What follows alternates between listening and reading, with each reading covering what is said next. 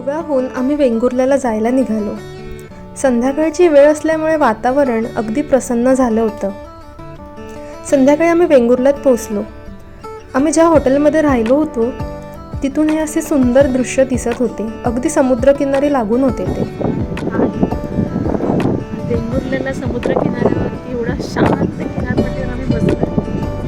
डोळ्यांवर विश्वास बसत नाही आमचा. डेली रुटीन एक छान निवांत, अजिबात गर्दी नाही मुंबईची आणि काहीच नाही. मस्त समुद्र आहे, छान सूर्य आहे वरती आणि इतकं पाणी चकाकते, इतकं सुंदर आणि नितळ आणि स्वच्छ, कुठेही कचरा नाही, असं छान लाटा येतात. खूप सुंदर समुद्र आहे आणि तसं त्या लाटा बघणं हा सुद्धा एक मोठा आनंद आहे.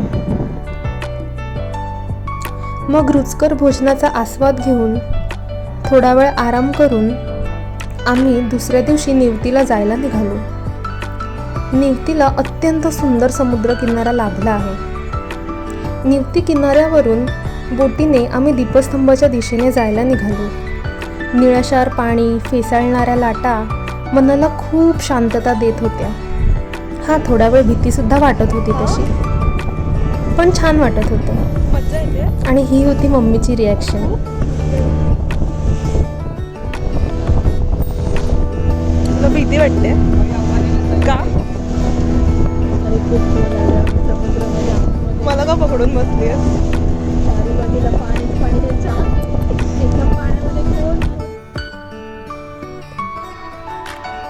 साधारण पाऊण ते 1 तास बोटीमध्ये प्रवास करून आम्हाला हा दीपस्तंभ दिसू लागला होता. फेसाळणाऱ्या लाटा एका प्रकारचे शांत संगीत तयार करत होत्या. एकंदरीत हा अनुभव अगदी मंत्रमुग्ध करणारा होता. निवतीचा दीपस्तंभ जवळ दिसू लागला. त्या दीपस्तंभाला वळसा घालून आम्ही परतीच्या दिशेने निघालो. आम्ही मग बंदरावर पोहोचलो.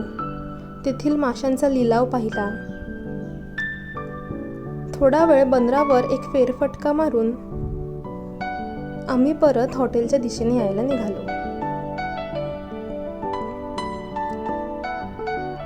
दुसऱ्या दिवशी वेंगुर्ला मार्केटमध्ये एक फेरफटका मारून तेथील क्वालिटी कोल्ड्रिंक्सच्या इथलं फेमस कॉकटेल ट्राय करून आम्ही देवदर्शनासाठी निघालो.